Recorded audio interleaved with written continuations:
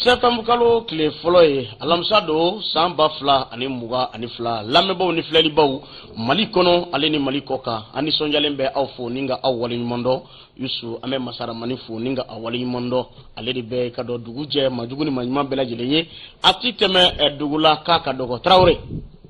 ça va somaw bɛ di ala basi t'i la kɔni basi bɛ yen dɛ mun bɛ yen sumaya bɛ maaw kan mura bɛ maaw kan a bɛ kɛ cogo di basi bɛ cogo di bi i bɛ gɛjɛ a ka fisa alhamdulilayi a ka fisa a ka fisa ayiwa Yusu i ka dɔn nin ye kunnafoni gafe waati ye a b'i sɛbɛn nansarakan la nka e ni ne an kɔni b'a bamayɛlɛma bamanankan la jama faama ka se k'i ta fɔ a dɔn an bɛɛ ka dɔn groupe renouveau baarakɛla bɛɛ lajɛlen k'u fo k'u waleɲuman dɔn u ka timinadiya n'u ka i ka dɔn cɛsiri la sanga ani waatiw bɛɛ lajɛlen la bari sabula an ye kalikan min ta i ka dɔn fasodenw ye o de ye ka kunnafoni ɲuman di u ma a waati la a kuma la k'a sɔrɔ a ma kɛ ni i ka dɔn gwɛlɛya ye an fana kɛn bɛ k'an bolo manabɔ i ka dɔn radio so caman ye an olu bɛ se ka baara kɛ cogo min na bonya ni karama kɔnɔ i n'a fɔ an ka groupe yɛrɛ hakilina ye fɛn min ye Yusu k'an kana tɛmɛ dugu la k'a ka dɔgɔ kunnafoni ko sira la o kumana fɛ min b'i tali kɛ radio Bɛnkan ni radio Danbe la kɛrɛwanikaw fɛ yen ka baarakɛlaw fo k'u waleɲuman dɔn jijɛnikaw fɛ yen radio Danbe a baarakɛlaw k'u fo u ka timinadiya n'u ka wulikajɔ la faso kanu wele sebugu la an bɛ a baarakɛla bɛɛ lajɛlen fo ni k'u waleɲuman dɔn an ma ɲinɛ i ka dɔn kolo karimu n'a furumuso kɔ an b'u fo wele sebugu la nin waati in na an kanuba ba don mun b'an lamɛn sanga ani waatiw bɛɛ lajɛlen la Bugunikaw fɛ Buguni kunka lamɛnbaaw k'u fo k'u waleɲuman dɔn an ma ɲinɛ Vieux kɔ nin waati in na an ka musokɔrɔba ɲuman bɛ yen Bafanda i ka dɔn denfarabɔla don a n'a ka cɛkɔrɔba an b'u fo nin waati in na ni ka denbaya bɛɛ lajɛlen fo k'u waleɲuman dɔn radio Dakan bɛ Maraka kungo a baarakɛlaw k'u fo k'u waleɲuman dɔn radio Wan Tomiya an bɛ a baarakɛla bɛɛ lajɛlen fo badabada foli radio Mamilon Kebila radio Mamilon Tamani radio Mamilon Sigaso radio Mamilon Kulukɔrɔ an bɛ ka dɔn ɲɛmaaba fo nin waati in na radio Tisan kɔnɔna na Bɛkɛ Kɔnɛ Yusu yɛrɛ fa don an b'a fo nin waati in na ka waleɲuman dɔn i ka dɔn Dante foli min na Bɛkɛ ka Kɔnɛ radio Dana FM a bɛɛ i ka dɔn Keɲeba ko fɔ an bɛ foli di Bujalomo Fulakɛsira ma ka fɔ a ka timinadiya n'a ka wulikajɔ la Jongaga FM a bɛ yɛlɛmani ko fɔ a baarakɛlaw k'u fo k'u waleɲuman dɔn radio Dɔnba ka baarakɛla bɛɛ lajɛlen fo Kara nin waati in na Zumana ka fo ka waleɲuman dɔn gɛɲɛ ka lamɛnbaaw i ka dɔn MC n'a ka cidenw fana an bɛ MC fo ka directeur fo nin waati in na an ma ɲinɛ Garba ni i ka dɔn Moribo kɔ Van an bɛ ninnu bɛɛ lajɛlen fo an kanuba baw don mun b'an lamɛn sanga ani waati radio Aba FM a bɛ Yuwaru ko fɔ an bɛ Yuwaru ka bɛɛ lajɛlen fo nin waati in na Dante foli min na Mohamed I Mayiga n'a ka cidenw an b'u fo k'u waleɲuman dɔn radio Bɛsago Kucalakaw fɛ yen an ka musokɔrɔba ɲuman bɛ yen madame i ka dɔn Jawara Bintu Kulubali n'a denw n'a mɔdenw an b'u bɛɛ lajɛlen fo ni k'u waleɲuman dɔn i ka dɔn Dante foli min na Misenikaw fɛ yen radio Royal a baarakɛlaw k'u fo k'u waleɲuman dɔn Naniko FM an bɛ i ka dɔn ɲɛmaaba fo Mamadu Dumuya n'a ka cidenw bɛɛ i ka dɔn Selenge nin waati in na u bɛ k'a lamɛn an b'u fo k'u waleɲuman dɔn ka foli ni tawni ta ka ɲɛsin ka dɔn Naro FM baarakɛla bɛɛ lajɛlen ma an ma ɲinɛ Pasteur n'a furumuso kɔ an b'u fo k'u waleɲuman dɔn ka foli di nin waati in na Ardianla FM a bɛɛ i ka dɔn ka fɔ Mamutu Male kofɔ an b'a fo nin waati in na ni ka a waleɲuman dɔn i ka dɔn Dante foli min na kɔ filacɛkaw fɛ yen k'a fɔ a ka wulikajɔ a n'a ka timinadiya la sanga ani waatiw bɛɛ lajɛlen la radio waati ni ɲɛna Ganadugu Ibrahima Jalo an bɛ a fo nin waati in na an ma ɲinɛ i ka dɔn Darakɔ a ka garage la Obama ka Jakarija Jalo Jariki fo ni ka a waleɲuman dɔn radio Teriya ɲɛma don an bɛ a n'a baaraɲɔgɔn bɛɛ lajɛlen fo i ka dɔn Dante foli min na nin waati in na Yusu radio Islamique a bɛɛ i ka dɔn Kolokani ko fɔ ka Bɛlɛdugukaw fo k'u waleɲuman dɔn Jiba FM ka dɔn Falajɛ ka bɛɛ lajɛlen fo nin waati in na Kati Falajɛ radio Nema FM ka sɔrɔ ka baarakɛla bɛɛ lajɛlen fo Dante foli min na a fɛn fɛn bɛ yen n'a bɛ k'a lamɛn nin waati in na Sikaso a talakadon sababu la an bɛ aw fo ni ka aw waleɲuman dɔn radio Wasulu an bɛɛ ka dɔn k'a fɔ Sidibe n'a ka cidenw k'u fo ni k'u waleɲuman dɔn Zoom Africa Bamakɔ yan Sebenikɔrɔ Warada la ka baarakɛla bɛɛ lajɛlen fo Alesco n'a ka cidenw radio Ɲɛri ni Segu an bɛ Makɔnɛ fo ni ka Dirisa Dambele fo ka a waleɲuman dɔn radio fɛn fɛn bɛ yen n'u sɔgɔma na nin waati in na Yusu an b'u fo ka timinadiya n'u ka wulikajɔ la ne don ka dɔ ye i Tarawele marhaba ne ko korobinɛba in don ba in ni mantɔrɔ si t'a la bisimila te fila a fila tata kadɛ i yɛrɛ bila wa an b'a fɔ ka waleɲuman dɔn k'a sa nɔgɔ nin diya nɔ sa radio si nɛgɛw kɛrɛfɛ a bɛ maa min bolo bi o ye Vieux Kolonba ba ye Sira Kole ni Sira Jɛle Sira Kamara min ye k'a dɔn Vieux Yuguyugu Vieux Sarandankɔrɔ adunga fini flare kana fini dira ko kana demo ka kala ka demo e ko joni ala ningo ningara bara isa de e fini be se ka kala ka demo chugodi iki sigi ikado ka kala ka asba ko do ya mo na ya bla kana dia mbeta gutoronda law fe uka caterpillar ka daw be caterpillar gela ka katebe fini shimado yatala ngo shimado ba mi bintu napo amba fo ka folla se darambani kone ale be dikula jamadu go kumbo kefa ka ngolo shikuyate awa keita minye ka mo bismillah awano boray ambe mandaw mamadu tambura amu fo ku walimano olube marketing la minye segu chebolo sira o kado olukan lasigi de mimbe zakaru fo ma ko lasigi de kerengere mimbe morbo sanogo ka fo ka Antoine Solange Dambélé abideminela ni o kado dengurani fa abideminela legize kura ni e sabri amita sogomi ka boisson nyimi ala ka udaja la yo kun folo bi bolo awa yusu ni kun folo be muluma mine ni barka ye challenge ale pumalembe o yusu apambe feminga challenge ale pumalembe ka do kalanda koninga samba fla ni mugo ani fla samba fla ni mugo ani saba o yusu ko kibara mindira ka akonin kono gambu ya na kosobe barshabula ni jate mine ke fasodo ndabali konimba na ka fej menyi ka do dokun konna na minye ministry so mimbe no nyesimbe kalangumo ale ka secretary general o yusu na be ekinan agadega kufo o koni nya jira ka fo minye mali wolandai o ko juma dondo kalo klita ani woro ambe kalo mina ni wati na no be septam kalo kufo o ni do were kwa mako vendi kalo o yusu ko minye kala u koni mina ta o ko kon gonnana o kibara ko ni njezera ninga dabere jile ko ni kluka o nga minye ikado ka fo logol so sanve kalanzo o duguma kalanzo no wele ikado ka fo ko fondamental de secondaire o technique ni professionnel o kolu kon mitani dungo fole ina nga minye kado ka fo Senegal rawtawe agro pastoralu yusu o ko yi kado tenendo kalu klisa wa oktober kalu samba fla ni mugo ani fla o kibara kon mindira ayusu ka bina fo goro kon firi like kado torumo kado jikon kon na yusu be manga ke sew o ni ngoni ngara dabal bangoye mawmo bar sabula wati min vora ka ben ko wire bola mi me jamana kon nana ani lokol din chama be olu were kon nya jira ka fo o ni ngoni ikado ko kara dabal banko yo olu bulo bar sabula masigi ni nye o kibara kon bela jeli ni ka kibara mine to ko ndo o fasirike ba ko ma ko fasirike ba ka mala ko ma chama be bi ko soro te bolola ko ambe kalumi re loni wati na no be ikado utu kalo ko fo do ko ma ko chocho kalo yusu ko samia be ikado sena de ko lokolo so chama be bi to go do ko nana yusu olu ko ni minele do do warate ikado ji wala ngadala ka do mamu nga sokono olu chama kemme kata bismillah mine ikado ni lokolo so chama ngono o yani ikado samia ko ninga furi o nana na jira ka fo lokolo bina taika do ka fo kalo inkleta ani woro ka soro labe make o lokolo so chama fana be to go do la yusu wala so olu ko ikado dugu wara ma ka se olu ko so la olu bi ko de tige ninga ta ikado ka fo ko fe o na manya ka fo samia bi sina jibi fa ka do ikado ko nana o ko tige fana adam na gole ningele ya damanda de ko ni farla nyonga ni ma chama meki yere nyinga ni watina ko yalima o logol komi na ko be sinani watina secrétaire général ko ne kibara boka bi o ka jira ka fo kan re ni fasota ko gwati ko fole ko o kana temu ka fiu o ko ka fero sigi singa wala sa logol ka se ka taka bene aye nga ma chama mbe mamu mbe no be yeli ke oro jamfe o lu ko ni nya jira ka fo kan so lade ka matama bar sabula ikado kunti se ga di kunti ko fiu o minni ka do logol karamo ye o lu ka kasabi ko nu ka toromonyo ko sangota mamu mbe no le ken re tawe o wardo de bidi musaka do be di gouvernement fait olu kase ku chogora benu oye o baro masigi singa folo o la bembele jele masabati o ka fo kambe soli ka ikado ni ko imela jele sigi singa ko nduya me ko kelen ni akia na folo fode abana fo te war ko yana bo wari yere ko tardibe alika musoko damine na atotora war ko ka che ma fenge folongo yusu parce que ba ko ni soni sigi ni ko ngoni nga o ko tibara ko ni ndira o gouvernement ko ni fe ngo ma chama ngoni ya jira ka fo ubu jofe nga akoko ni manogondi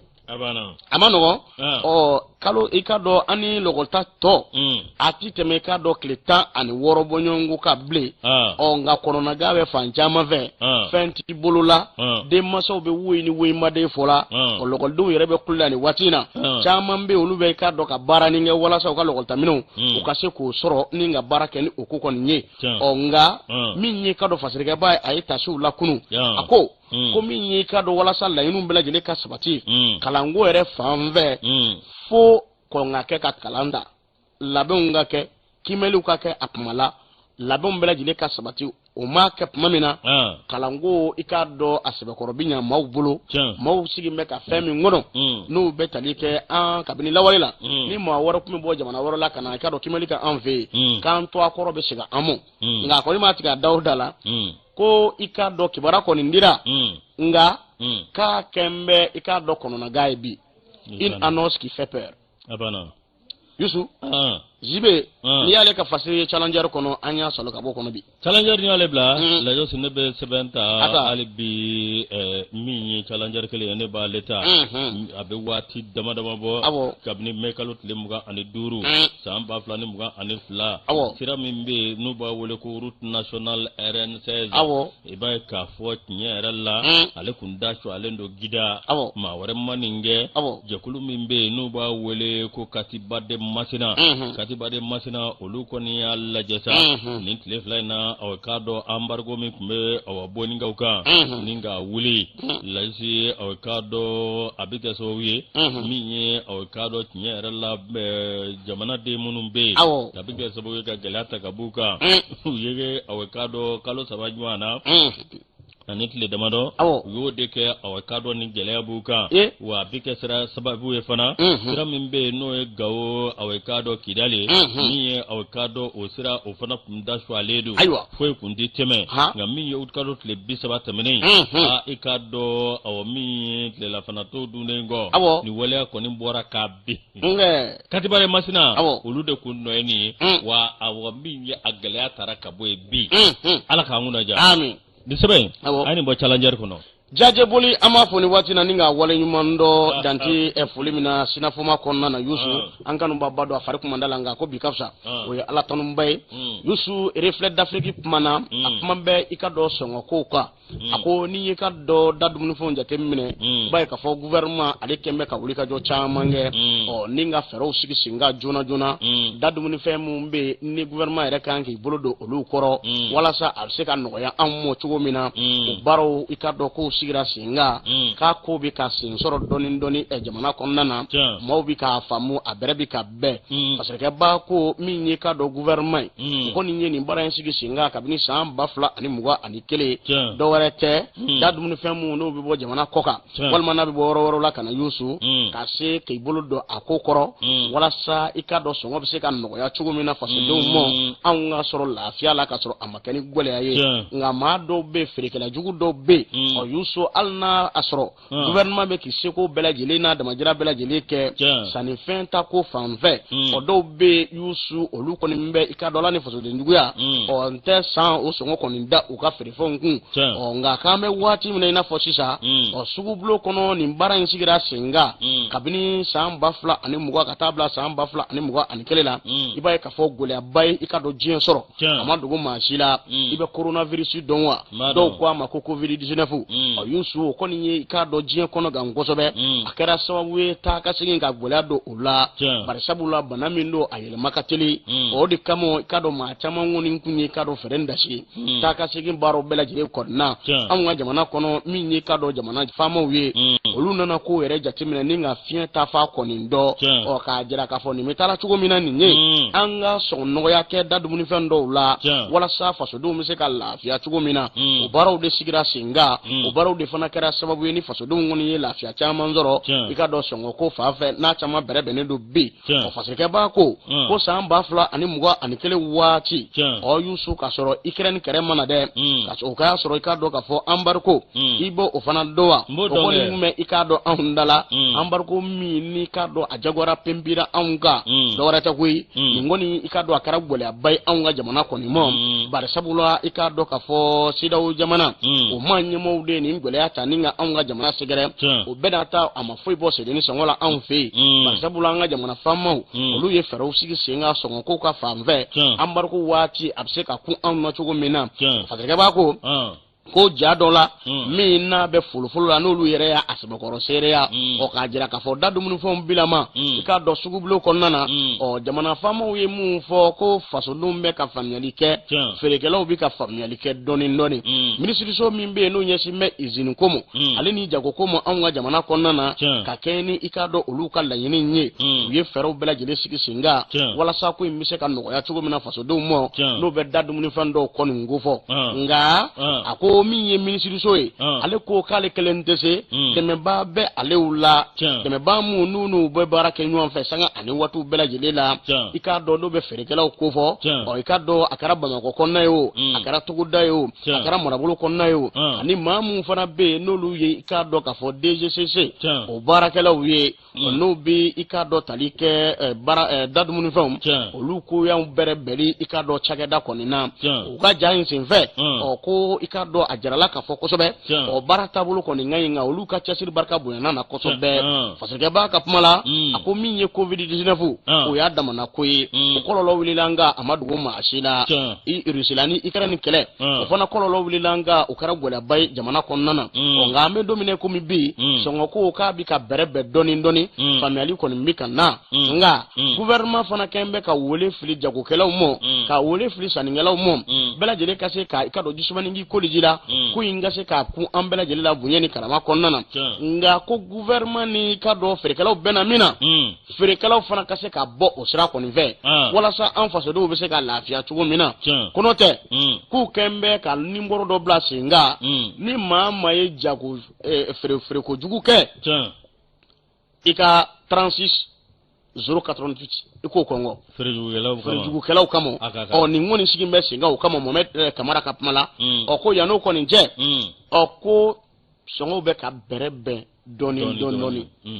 ala k'a ɲa ka di an bɛɛ lajɛlen kɔni ma n'o tɛ tulu bilama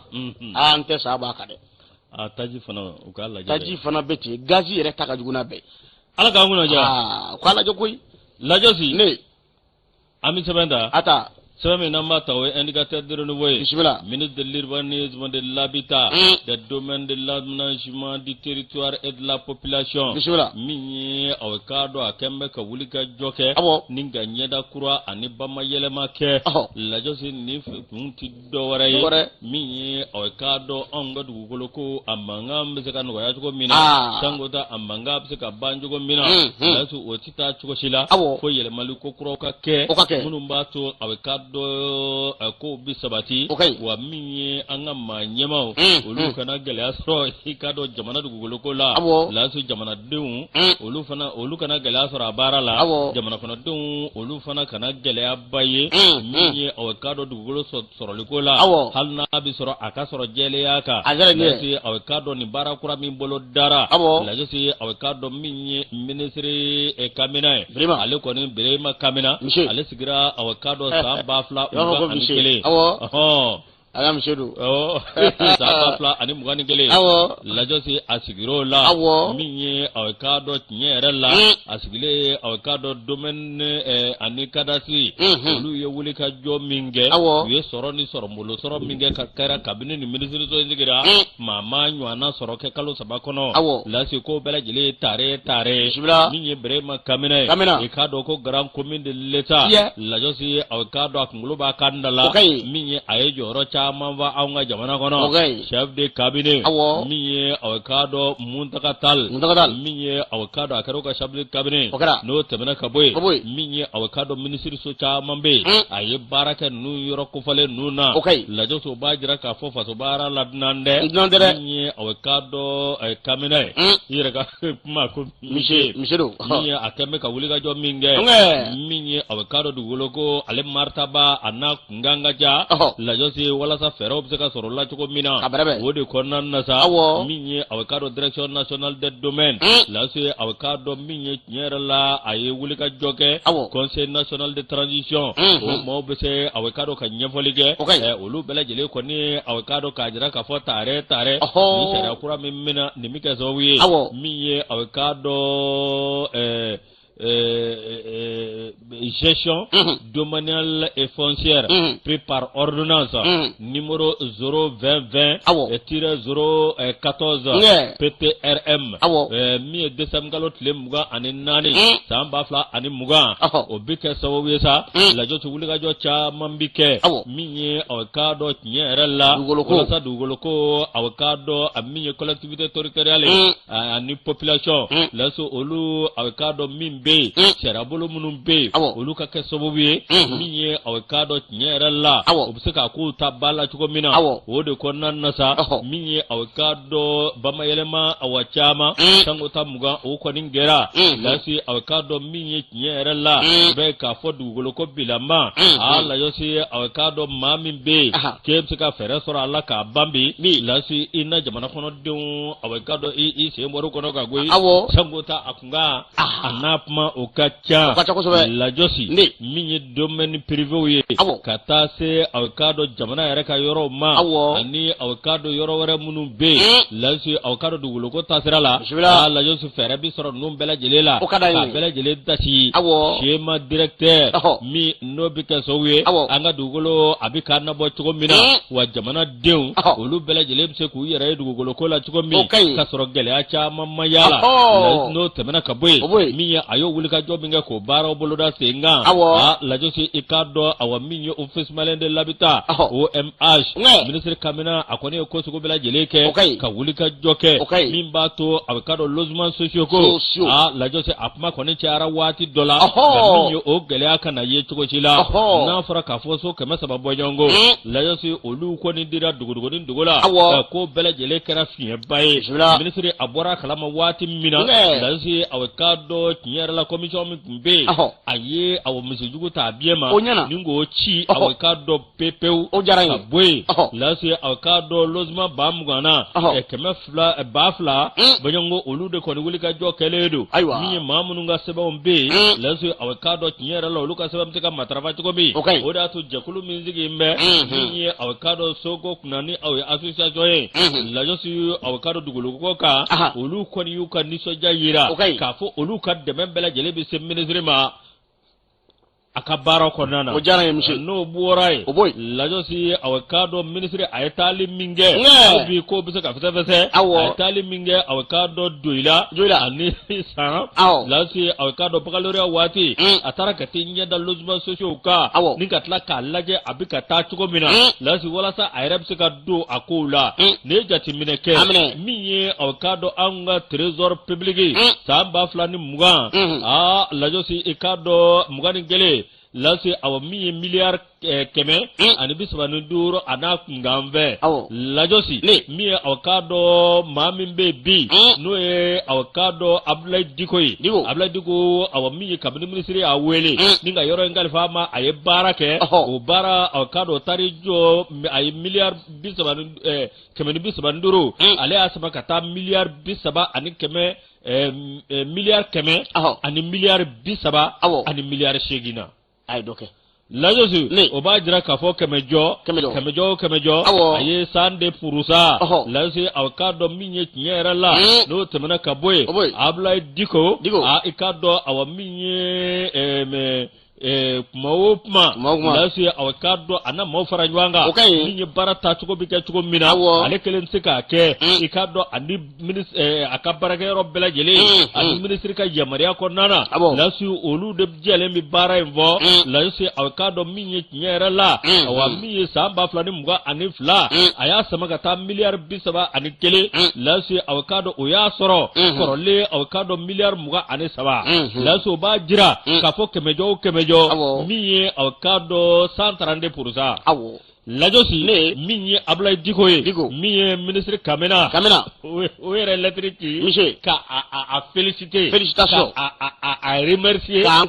ka encourager to ka fola abi barabina albi akitimina ja bal ministre mi be le ministre de l'économie et des finances Alfousseni Sano ko fana lettre ke ka ci awkado Abdoulaye Diko ma ka dira ka fo aye bara minge bravo yere la akera awa bara nyumai bara nyana ministre kamena ikado awa minye eye oye espace démocratique espace d'interpellation démocratique o mami be le médiateur de la république ko fana ye awkado awa minye be seben chama ka fo nyere la kono gwambe dugugolo ko fenfela olu eye mo olu sigale do akola wa minye anana karani reforme mi ko abitano luka srai ede madeli ka sigi ka bampeu ko do mana dugolo ko kuma fo akashige ka yusundi la ka ta kede ka kuyi abana mayima to ko dado abana bismillah lajosi ne opma direction de domaine de l'urbanisme ani awkado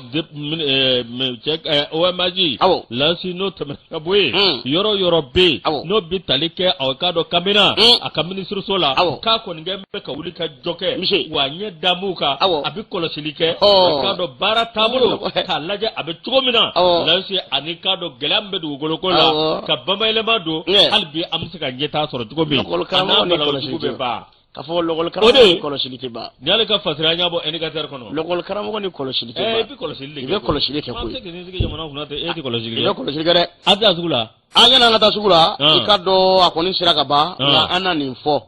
indépendant ale pumana accord pour la paix et la réconciliation au Mali oni ikado ka jere sinve sangele mbonyongo uyamonobo ka jira ka fo sharia ngundambe ufe mama be ni be balado ikado ka fo benga sebe alla waleli la yusu taka sigi ibe bali ola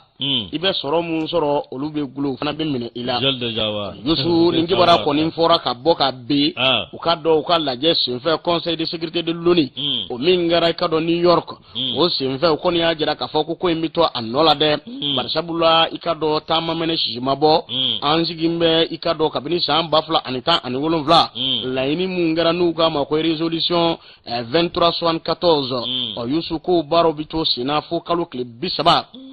fukalo kile bisaba ani kele utukalo samba fla ani mugwa ani saba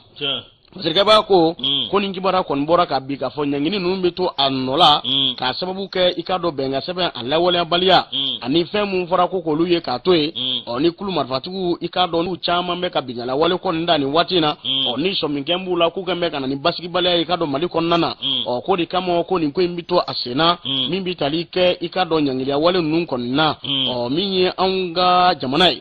ko abi jamana nyama de bolo ko ka jamana lakana chugumu kadi uye nga mami makasa uye kana ni balai nyangili kanga takolu segere ko ba anga jamana nyema fo ningu wale nyumando uye sika fo bami mbolo da jamana kono ya yusu na kara kalo kle folo katabla kalo kle durula utu kalo samba fla ani muga ani fla o sika fo mi nu hakil na utara akeneka kulu marfatigu ani gouvernement ko na sika kuma uninwanje bara munganga sigi ikado singa nga minyi ikado onika la jensen fe ko lajaw bi ke nga ko kuni tibo fena akola abana ko de ikado akola gelema yoro ko nye nga ko benga sebe ngoni laje min fana kera ikado kabin octobre kalo samba fla ani mugo ani kele fambe wati mina sisa o yusu ko ikado comité de suivi de l'accord ko lu koni ma wala o fanve ikado siga fo ere bara ani ikado jatemino baro ko ni na ko gbele adoni ndo me ko konana ko lu nimisambe o yoro la ikado la jensen fa yo kuma ngoni fo o kame domine na fo bi o jamana konnana o lu koni me fero bela jele sigi singa bela jele joro ka bo benga seben la wali alila nga ma kelen kuna donin dede mama be no bi ke sababu ye kake ikado mbalanye akodala o yusu ko la yini numbe asena mimbi talike ikado nyanyi nununa o nyanyi ne wale nu fana bitu sena olu fanve no bi talike ku bali kata ikado jamana koka walma ku ka ikado soro ko ubali ula ko mine ula barisa ula hakina e feminye o deye benga se ka lawalya nga akana lawala ni mangani ikado muguchi ani ikado kafo mwafa jugu ko ni nye o ko ni ne ko ni kuma fora o ku yesi ka fo ko ni boloda oni nwanje conseil de sécurité de l'ONU la yusu o ye shara do ta ka fo ku ba monobo fo utukalo kle bisba ani kele samba fla ani muga ani saba no be 2023 ko fo che kara so we kana ni mbalaye ka fo kebe taga singa du wa ikado du jamana ko ka ambalando agola be kabako dai kai tisekata ika soro fano be foite fen jamana lafiya ni bento abana antante ke nyoma wa ka ko sabati binal bado ka to organiser kidal ka maître de cérémonie de ema hein ouais auto ke sa o dem tini amoni ayde ambuto musoni deworo ko lu kola chogorba kay wara sunyu ayde chogorba go no mas ke gelade ga awde dem so ngata chogorba kay wara angata sula bita ani aparo bita gabe technique binu be ni teletrado binu bo technique ge DJ segu bita atani micro kar joy El Haji Barga chen daw bita Yusu angata sula ambe apply mega fu ko mesi anga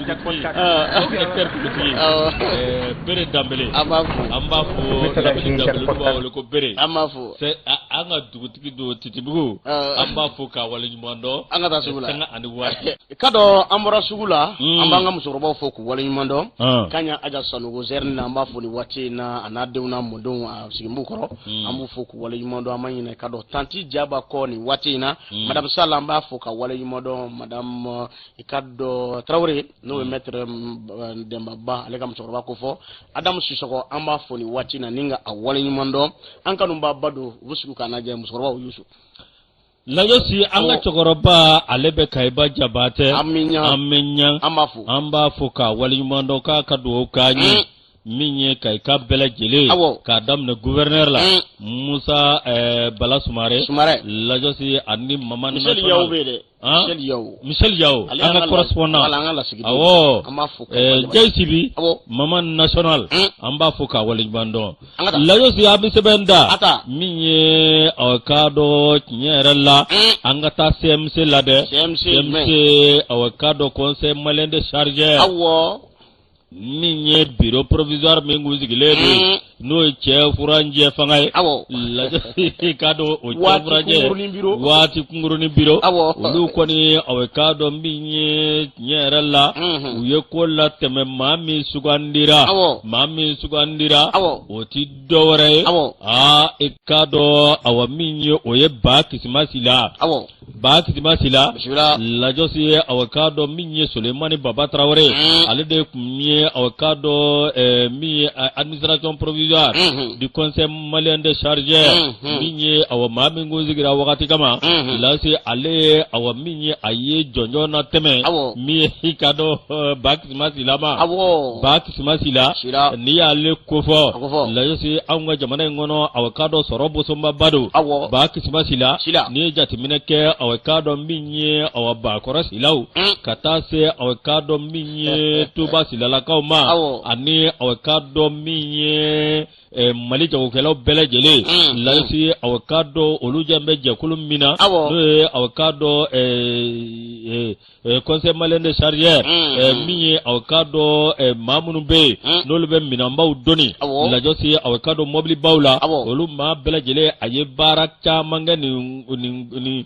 yoro ina de lasi ay wika chamange la josi ne jati mineke ibay ka fo awami bak masila re mamindo awakado barakela do kaka mamanja lasi awakado minye ni abe sebe mitama mawati mina ko bella tama mawati mina ministry mimbe awakado no ka chakeda ministry no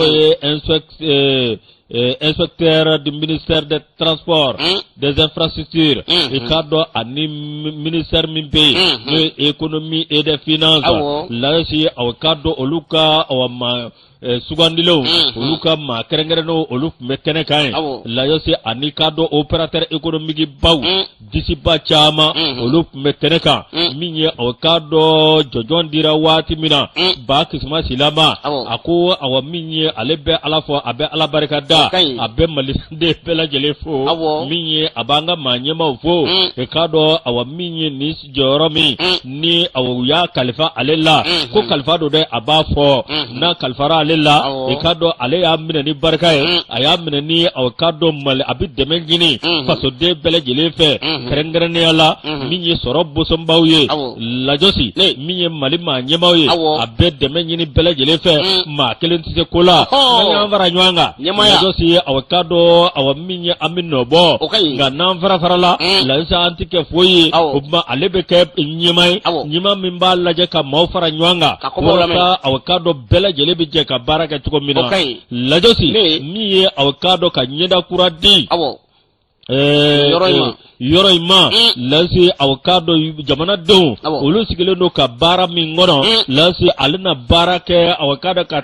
tɛmɛ o bɛɛ kan lajɔsi ko nin yɔrɔ kofɔlen n'o ye aw ka dɔn CMC k'a ye aw jɔyɔrɔba fa conseil malien de chargeur waati min na embargo bɛ Mali kan k'a ye jɔyɔrɔba fa walasa i k'a dɔn aw min ye gɛlɛya o kana pɛnpɛ aw ka dɔn jamanadenw kan a bɛ se ka kɔnna cogo min na gɛlɛya bɛ se ka kɔnna cogo min na o diyara n ye o tuma fɔ Baksimasi la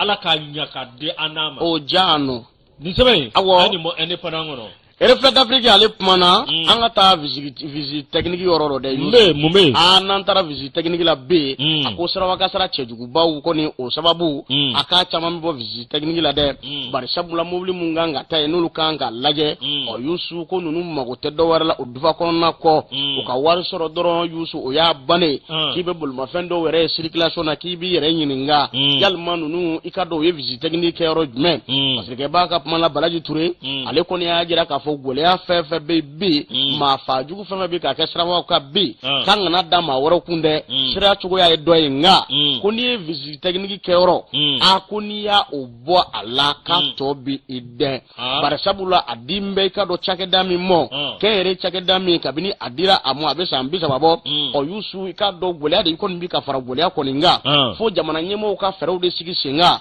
visite technique kɛyɔrɔ k'a jateminɛ k'a lajɛ bolomafɛn dɔw bɛɛ i ka dɔn circulation na ɛlɛ ni i b'i yɛrɛ ɲininka ko ninnu yɛrɛ sɔrɔ cogo di dɛ bari sabula i k'a dɔn u tɛ i k'a dɔn eta ɲɛnamana a gɛlɛyaba bɛ circulation kɔni kan tuma bɛɛ i b'a mɛn ko Sarawakasara cɛjuguba maa caman ni bɛ to a ko da la nka ni mobiliw kɔni lajɛra a lajɛ cogo la ni k'a bɛrɛ bɛn k'a lajɛ a kan ka kɛ cogo min na k'i bɛ mobili dɔw yɛrɛ ye i k'a dɔn min ye client tanw ye ani a fan dɔw Yusu i b'olu de fɔlɔfɔlɔlen i bɛ dɔw yɛrɛ ye ko kabako da don dɛ fasirikɛba ka kuma la ko nin kɔni bɛ nin cakɛda in bolo kabini i ka dɔn san 30 bɔ ɲɔgɔn ko nka jamana famaw de kan ka fɛɛrɛw sigi sen kan n'u ma ɲa k'a fɔ sira eta u b'u sɔnni sigi o kan nka visite technique kɛyɔrɔ fana k'u ka taa jateminɛ kɛ o yɔrɔ la a bi kɛ cogo min na u k'a lajɛ ko n'o tɛ ko maa tɛ se ka nin faamu cogo si la k'a ye k'a fɔ i k'a dɔn bolimafɛn dɔw olu bɛ circulation na a kɛra i ka dɔn mobilibaw ye o a kɛra i ka dɔn personnel ye o walima a kɛra i ka dɔn sotaramaw ye o k'u camanba bɛ yen gɛlɛyaba bɛ bi u yɛrɛ ka i k'a dɔn boliko yɛrɛ fanfɛ nka visite technique la a bi passé ko k'o bɛɛ lajɛlen jateminɛ k'a lajɛ baara ka se k'a kɛ ladiriya kɔnɔna na ani ka dɔn ɲɛdɔn kɔnɔna na Yusu nka cakɛda min ɲɛsin b'a ma k'ale ta tɛ dɔwɛrɛ koyi wari ka d'a ma o y'a bannen pewu hali ni maaw ta tiɲɛna u ka sira to o la Yusu ko nin kɔni ye gɛlɛyaba ye tuma bɛɛ i b'a mɛn ko Sirabankasara maa de bi to a la manifin min bi to a ko kɔni da la Balaji Ture ko tiɲɛ don ko siraw bɛ dɔ kɛ dɛ nka ko visite technique yɔrɔ ko jamana faamaw ka t'u ɲɛ da o fana kan k'a lajɛ koyi ala k'an kunna diya lajɔsi min ye an bɛ sɛbɛn ta Nouvelle Horizon min ye aw ka dɔn san gouverneur i ka dɔn campagne nationale la campagne nationale de reboisement lajɔsi min ye aw ka dɔn Ousmane Sangare colonel Ousmane Sangare n'ale san gouverneur ye ale kɔni y'a jira k'a fɔ min ye campagne kɔni bɛ kɛ o an kɔni bɛ jiriw turu o nka yiri turuli dɔrɔn tɛ dɛ fo ka tɔgɔtɔ ka yiri ladon k'a kɔlɔsi baganw ka cɛnni ma ka tila ka janto k'a la jiko la ko n'o tɛ turuli dama tɛ ko bɛɛ bɛ se ka jiri turu nka kɔlɔsili de ye baara ye miye awkado tinyeralla jirituru o kodingera sa miye awkado takumugani shegina miye 28e édition de la campagne nationale de reboisement laze takumugani shegina mimbi talike awa jirituru bala mimbi ke jamana kodnana o kodnana awkado miye yiriju million ta ani wolomla suma soko se yirituru la ni malibe suma soko bese uba kolosi fana ngu ba makle ni jo yiri kuna ne ta kana sai bolo de mianga du fubu to ko dayiri la de ko ka yiri ni bi to al ni ikado klima ga yiri ni klima ma bo ibi jando ala fana de ka sonde no amben nga wol sola sa ladosi kajiri koloshi minye awkado jiri ni ndure minye jiri million ta ani wolomla beka jiri ni tu bale apakri jigi si solola ya isa ladosi minye awkado tinyera la minye awkado jiri chamando ulu koni jiri suya chama ulu turla awkado du wololla koy minye awkado tinyera la mi apma kan ko minye anga dugolo wanga wulika joke nywaave lasi ode konnan nasa minye awkado san gouverneur alini manyema ulu konye awkado jiri turu awkado colonel Usman Sangare jiri turuli lasi awkado are akani soja yira ko nimika sobuye minye ni jiri turu lajosi awkado minye ibelle nema lana jamana kono colonel Usman Sangare gouverneur de San akoni yiri turu ibe nema la na jamana kono ni yiri turu lasi awkado minye kinyera la reba ku awkado etike bafu safuye awkado iye awajorofa mauna siga suma koro walmo una dedu abana lajosi minye awa amiye kasa gouverneur colonel Usman Sangare akoni ya jira kafo alebe min fo ka geleya minye ni ame sigida jirido ni ame jamana jirido wani ame nyere jirido lasi awkado fiye jugo munumbe ani gazi jugo munumbe jiride bandeme wala sa an yerab se ka fiye duma soro ga bi min fo sa ako nyere la ako yiri turuli tere akolo shili Allah doni awo ko de gele manyi opma miye awkado colonel major colonel alaka ke major colonel gouverneur sa akoni ni pma fo Usman Sangare akoni awako bela jeleke aywa soni sigi minga kado awani fere masoro ikado jiri turle ka ankodo amate ko dugolente mashila ko anga sigida de ye fe bela jelenye ko anga sigida de bato nam sika lafiya soro o sigida sika awa saniya cogoshi na majiri turu wa minye anga sigida ka aburuja ka tie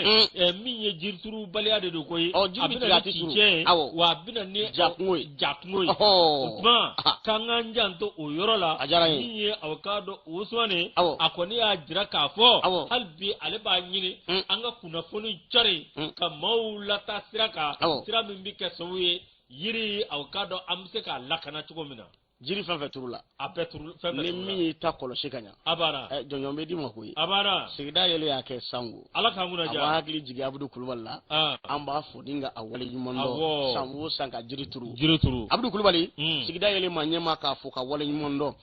Yusu lɛsiko ale kumana i ka dɔn nin y'anw cɛw kunkanko kibaruya ye muso caman furu ko maa caman bɛ bibi na a ka di olu ye dɛ muso caman furu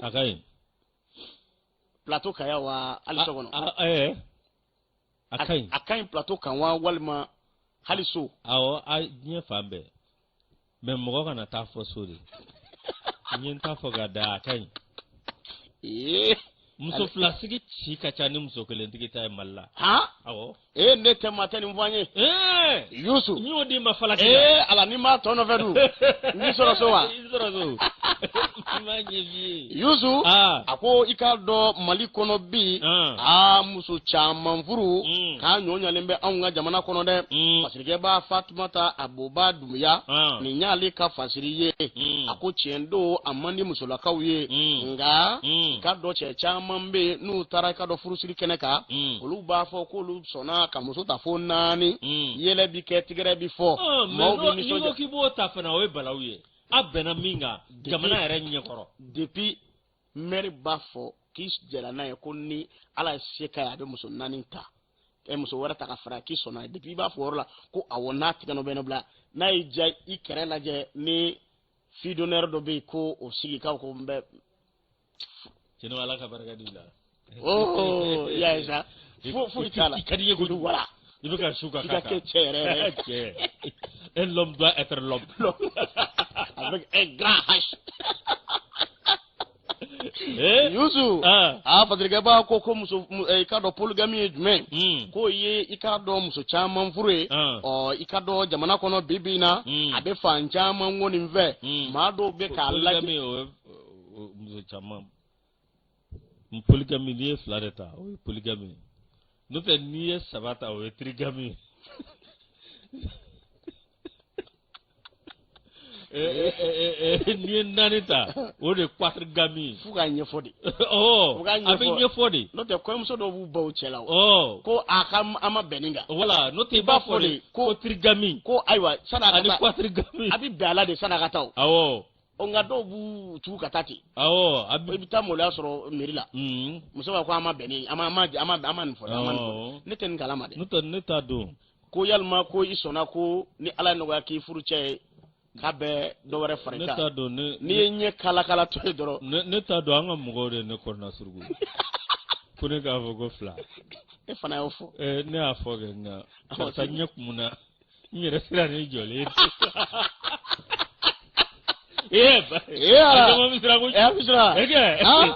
Yusu k'a dɔn fasirike ba kumana a ko min ye k'a dɔn muso caman furu ye a ka di cɛ caman ye dɔw ta ye wariko ye dɔw ta ye diinɛ sira ye nka n'i ye jateminɛ kɛ bi na gɛlɛya bɛ caman kɔni fan fɛ dɔw ta ye sira ye a caman ta o ye fasirike ba ko a dɔn ko Moribo Sanogo Janjo Masao Lamsa Sanogo Dramane Aliou Kone o ne lajɛ sɔrɔ Daga Cɛnda o Yɔrɔ Jalo Salamuna o Isa Kaba o Ali Asimu an kɔrɔmuso bɛ Asimu bolo koyi ɲɔngɔn ja ka gɛlɛn koyi Ali ministre de l'économie et des finances Alfred Sanu Ali Kamina o vraiment monsieur ministre de l'énergie et des mines Seydou Lamine Fomba o Zakaru Fomba o cɛ a bɛɛ bɛ sira fɔlɔ ninnu de ye n'o tɛ filanan ta ka di an ɲɛmaa ye dɛ dani ka di ɲɔgɔnmɛ ye Ali colonel major Musa Boy Kulubali Ablaye Kulubali Ablaye n kɔrɔkɛ o ko ne ko jɔn de bɛ sɔrɔ aw tula ka taa fɔ muso fɔlɔ ye ko non ko ala nana n'a ka latigɛ k'a ka kunnaja wolo la filanin na ko a dɔgɔmuso sɔrɔ kana taa fɔ Gabuguda la dɛ kolonkalani bɛ baara kɛ dɛ baba sɔrɔ la hali ni y'o ka wari di ne ma ne tɛ taa dara ta fɔ ta ye parce que ni kolonkalan bɛ bɔ a y'a kunbɛn ko terikɛ nasugu y'a ko terikɛ nasugu ka baara don n'o kɛra sa tile fila bɛɛ kɛ kɔni e bɛ danga ala ka ɲaga d'a ma Yusu fasirike ba kumana a ko min y'i ka dɔn muso caman furu ye i ka dɔn a bɛ Mali kɔnɔ bi na dɛ yɔrɔ dɔw la a ka ɲi yɔrɔ dɔw la a kɛ bɛ gɛlɛyaba ye ni faamuyali kɔni kɛra fasirike ba yɛrɛ ko maa dɔ bɛ ale kumana ko diinɛ y'a fɔ fasirike ba ko u bɛ taa ala kumakan sɔsɔ a muso ninnu fana tiɲɛ yɛrɛ la yakili bɛ yawo la min bɛ chrétien mission kɛ an fɛ yan dimanche a fɔra ko ne ka fa ye ko transition bɛ yen ko bi kɔni ko a ka émission tɛna se ka kɛ ale dun bɛ diinɛ émission ale dun a ko la Jos tu oses prendre la part de Dieu tu oses prendre l'air de Dieu ne tɛ direction de ne tɛ Youssou parce que ba kɔni kumana a ko min ye k'a dɔn muso caman furu ye yɔrɔ dɔw la ni faamuyali kɛra a ka ɲi o yɔrɔ dɔw la k'a bɛna ni gɛlɛya ye k'a dɔn du kɔni kɔnɔna na parce que ba ko dɔw yɛrɛ kumana ale kɔni y'a jira k'a fɔ ale n'a muso fɔlɔ bɛn bɛ u ni ɲɔgɔn cɛ u ka di ɲɔgɔn ye nka ko ka dɔn fa ni baw olu de kɔni y'a jira k'a fɔ ko f'ale ka somuso ta san 20 n'a furumuso kelen ka san 20 kɛ kɛlɛ t'u ni ɲɔgɔn cɛ balawu t'u ni ɲɔgɔn cɛ u ka di ɲɔgɔn ye nka somaw y'u jɔ de ko fo a ka somuso de ta ka fara muso kɔni kan ko n'a ɲɔgɔnna bɛ cɛ caman kan i ka dɔn dɔw ka muso caman furu i ka dɔn dɔw wɛrɛ tɛ koyi somaw b'u su ka bila a la k'a sɔrɔ i ka dɔn gɛlɛya kɔni ye maa min da ye o ye e dutigi cɛ ta ye kumaw ka kɛ to fasigi b'a kuma n'o kan nka tɛmɛ o la a ko min ye kabini ale ye muso kɔni ta o kɛra ale ni hɛrɛ faralen muso wɛrɛ ta ka fara muso kan k'o kɛra ale ni hɛrɛ kɔni faralen bari sabula kuma o kuma kɛlɛ kɔni bɛ yen fo muso in nana bange kɛ